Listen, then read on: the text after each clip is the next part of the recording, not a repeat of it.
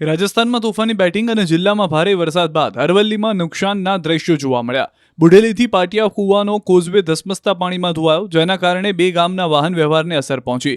ગઈકાલે આવેલા બુઢેલી નદીના પૂરે તારાજી સર્જી. શામળાજીના મેશ્વો ડેમના પાણીથી મેશ્વો નદી બે કાંઠે વહેતી થઈ.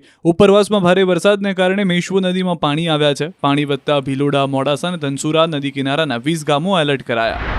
આ તરફ મેઘરજના કુણોલ ગામે કોઝવે પર એક બાઇક ચાલક તણાયો. ગામમાં લોકોએ જીવના જોખમે બાઇક ચાલકનો જીવ બચાવ્યો. કુણોલ ગામમાં આવેલો કોઝવે પર પાણી ફરી વળતા અને તેમાં યુવકે પાણીના પ્રવાહમાં બાઇક ચલાવવાનો પ્રયાસ કર્યો હતો. કોઝવે પર પાણી હોવાથી લોકોને અવરજવર માટે મુશ્કેલી પડી રહી છે.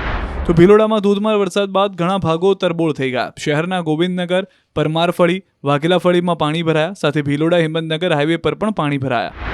અરવલ્લીમાં સતત વરસાદ વરસતા ધોધ સક્રિય થયા. સિઝનમાં પ્રથમ વખત સુનસર ધોધનો આટલો આહલાદક નજારો જોવા મળ્યો. ધરતી માતાના મંદિર પાસે ડુંગર પરથી વહે છે આ ધોધ. ઉત્તર ગુજરાતનું મિની કાશ્મીર તરીકે ઓળખાય છે આ વિસ્તાર, જ્યાં કુદરતના ખોળે નયનરમ્ય દ્રશ્યો જોવા મળ્યા. આ તરફ જિલ્લાનો સૌથી મોટો વાત્રક ડેમ છલકાયો. ડેમમાં 12,600 ક્યુસેક પાણીની આવક થઈ. તો ઉપરવાસના વરસાદથી માલપુરના વાત્રક ડેમની મહત્તમ સપાટી વટાવી છે. જે બાદ ડેમના 2 દરવાજા 3 ફૂટ ખોલી નદીમાં પાણી છોડાયું. સાથે નીચાણવાળા ગામોને સતર્ક કરાયા. આ તરફ મેશ્વો નદીના પૂરે ભારે તારાજી સર્જી. નદીમાં ઘોડાપુર બાદ શામળાજીના ખેરંચા પાસેનો રસ્તો બંધ થયો.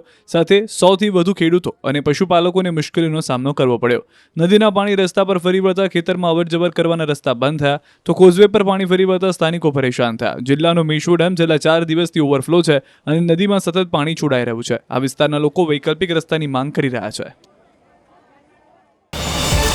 QR કોડ સ્કેન કરો અને ડાઉનલોડ કરો ન્યૂઝ 18 એપ. મેળવો ગુજરાત અને દેશ દુનિયાની પળે પળની અપડેટ્સ.